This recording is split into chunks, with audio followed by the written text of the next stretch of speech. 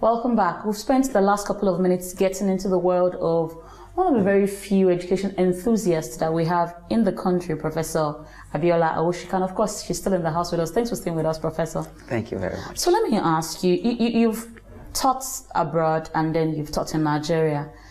What exactly would you say is wrong with our education system here? We are too theoretical. And when we give them the theory, the students go out and it's difficult for them to practice. And so our education, especially university education, is not geared towards students being practitioners. And if a degree cannot prepare you to practice what you learned, then it's difficult. Our students regurgitate a lot. We focus on book knowledge a lot.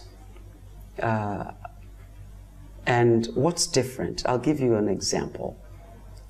If I teach a class of students and they graduate, in fact, when we teach our students at Montreat College, by the time they graduate, they have something in their hands that they probably could go out and, because as they're going through their classes, we're telling them, think what business you would like to start when you get out of here.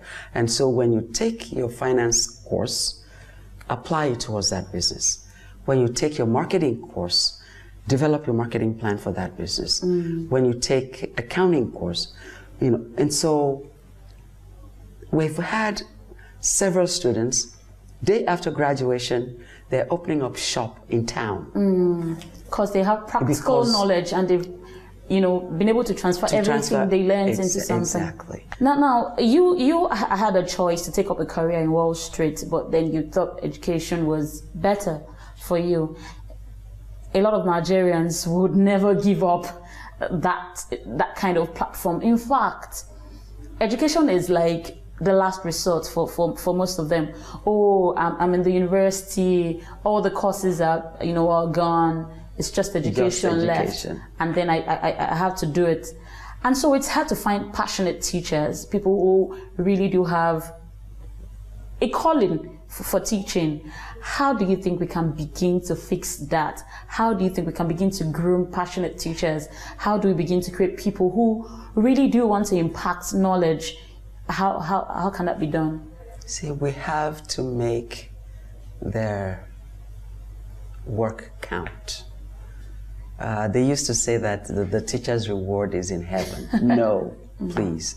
It's here. And it's not just in seeing the children that you train grow up and become somebody.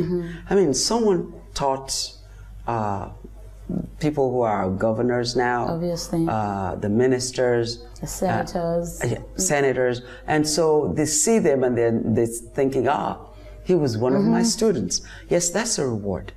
But then there's also the material reward.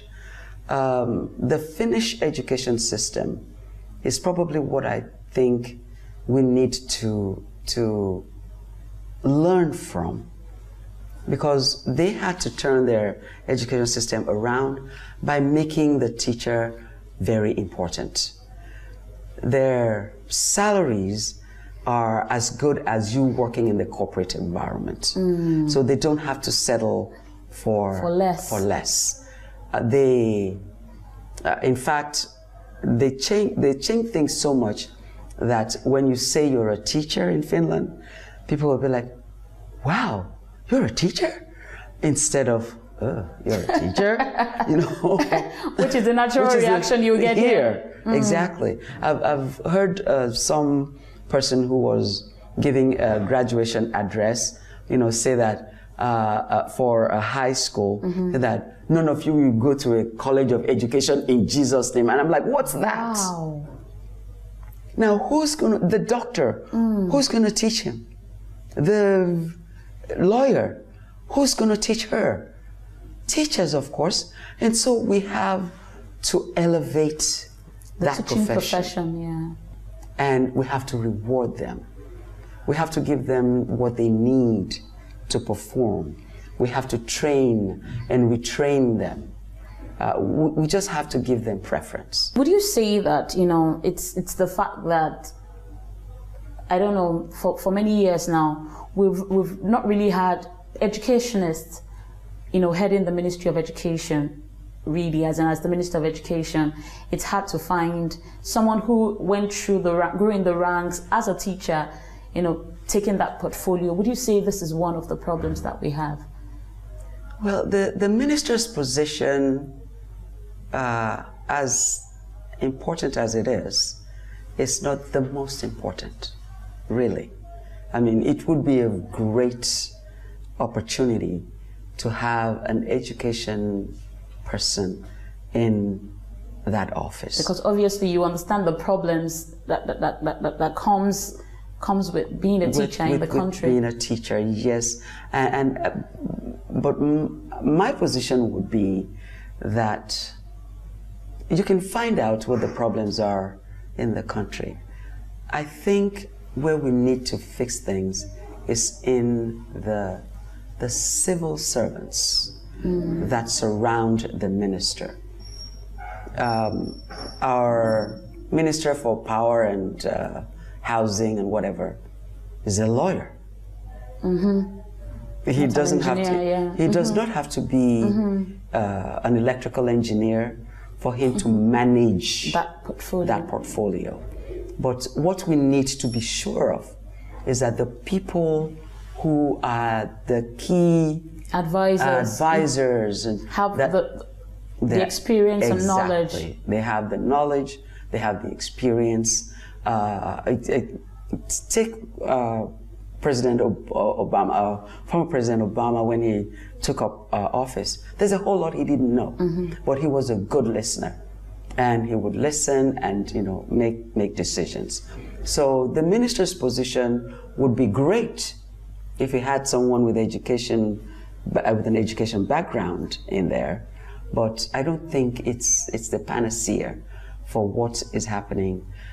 He could get a lot of people from the private sector, from the public sector, from people who would impact, funding, people who fund, get them together, develop policies that will move this country forward. Curriculum designers, that will help us. So he doesn't have to have a. Then he can read and find out what is happening across the world in the education sector. Exactly. And so I don't think that position is stopping anything.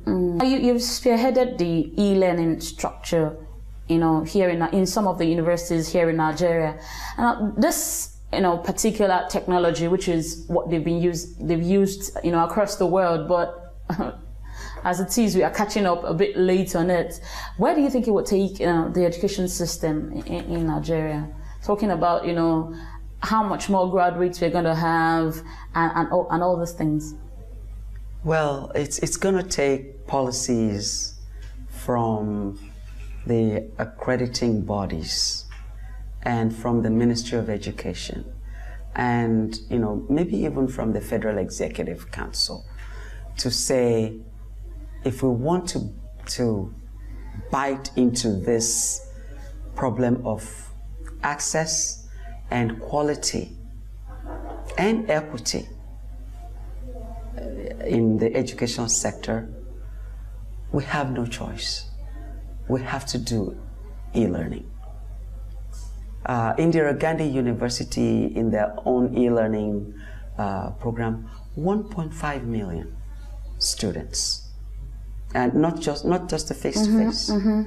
There are universities, private companies that have universities in the U.S. and upwards of 600,000, 700,000 students, in their universities. And every year, 1.7 million or thereabout students pass JAM. but we can only take about 500,000 of those. So the rest What happens of them, to the rest? What happens? Nigeria is probably afraid of if we proliferate access to higher education, what are they going to do? But let's educate them first. And they're wondering, okay, what is the quality going to be like? The solution that we did with the universities that we work with in Nigeria is such that you get all your content ahead of time. So whether they have a strike or the lecturer is sick, that is not your concern. And then it even saves us the money they spend, staying in school, clogging the classrooms. Government is bothered about building, bigger structures. You don't have to build bigger structures anymore. So you save on infrastructure. You save on the students save money on housing. It's just money saved on I think both sides. And also the opportunity, because the quicker they can get into the economy, the quicker they can contribute. And so as many of them as we can empower and equip and pump into the economy, as many of those, we would have, making this country a better place. Lastly, let me ask you one thing that you know about yourself that most people do not know, but you would like to share. Oh, wow. I really don't know. I'm an open book. Anyone who knows me knows, that I'm simple, easygoing. I don't know. And I've already shared it. I love the Lord. That's a biggie for me. Well, thank you very much for coming on the program. We have been speaking with educationist, professor of business, Professor Abiola Awosika. Of course, she's been letting us into our world and into the world of education in Nigeria and, of course, outside the country. Thank you again for coming on the program. And thank you so much for watching. Remember, you can keep up with us by sending your mails to the Sunday interview at tvcnews.tv. We will be waiting to hear from you. Thanks again for watching. I'm Joke Dijadu. I'll see you again next week. Bye for now.